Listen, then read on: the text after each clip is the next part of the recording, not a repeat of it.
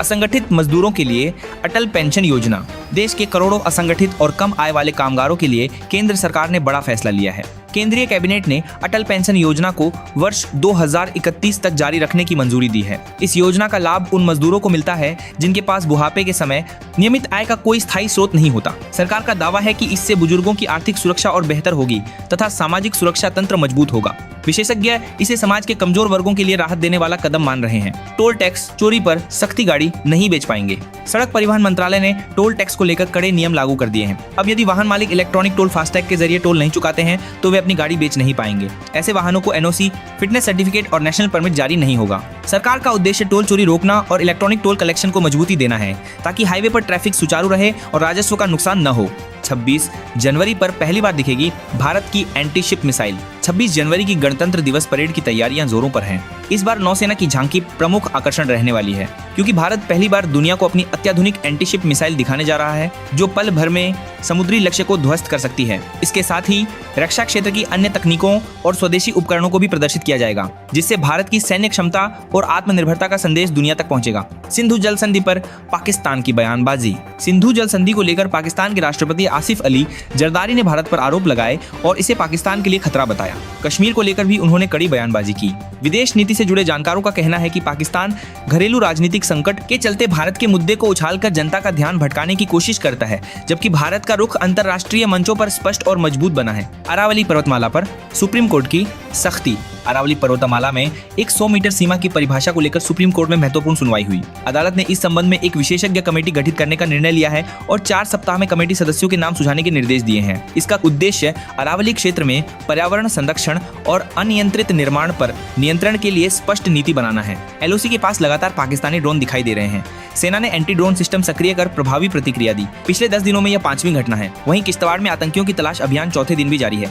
रात में सेना ने कई इलाकों में इल्यूमिनेशन राउंड दागे ताकि छिपे हुए आतंकियों का मूवमेंट रोका जा सके।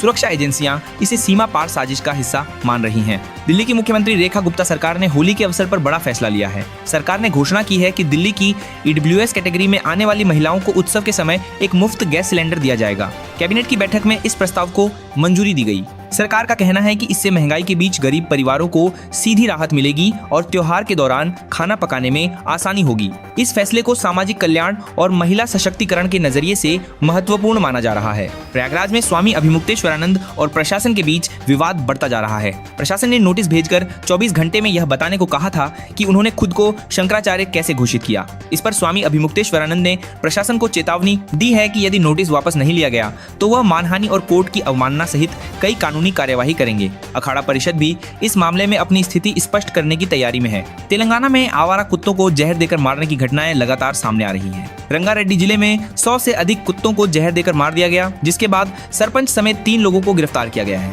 पुलिस शवों की तलाश कर रही है। इससे पहले कामारेड्डी जिले में भी 500 से अधिक कुत्तों की मौत हुई थी। पशु प्रेमी संगठनों ने इसे अमानवीय बताते हुए कड़ी कार्रवाई की मांग की है। कांग्रेस नेता राहुल गांधी ने कुरुक्षेत्र में संगठन सृजन अभियान के तहत हरियाणा और उत्तराखंड के जिला अध्यक्षों को प्रशिक्षण दिया। इस दौरान उन्होंने संगठन को मजबूत करने और चुनाव लड़ने की रणनीति पर बात की।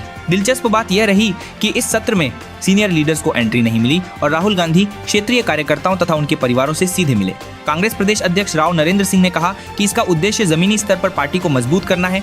आईएमडी ने दिल्ली से लेकर कश्मीर तक बारिश और बर्फबारी की संभावना जताई है जो 25 जनवरी तक जारी रह सकती है। राजस्थान में कोहरे के कारण 4 गाड़ियां आपस में टकरा गईं। उत्तराखंड में चीन बॉर्डर के पास नदियां जमने लगी हैं। वहीं मध्य प्रदेश के ग्वालियर, रीवा सहित 10 जिलों में बारिश का अलर्ट जारी किया गया है। मौसम विशेषज्ञों को अंदेशा है कि इससे ठंड और बढ़ेगी। दिल्ली मेट्रो के नए फेज को मंजूरी मिल चुकी है। यह परियोजना लगभग 14,631 करोड़ रुपए की लागत से पूरी की जाएगी और राजधानी में 47 किलोमीटर लंबा नया नेटवर्क जोड़ा जाएगा। इस कदम से मेट्रो कनेक्टिविटी बढ़ेगी, ट्रैफिक जाम कम होगा और यात्रियों को राहत मिलेगी। विशेषज्ञों का मानना है कि यह दिल्ली एनसीआर के शहरी मोबिलिटी स्ट्रक्चर में बड़ा बदलाव लाएगा।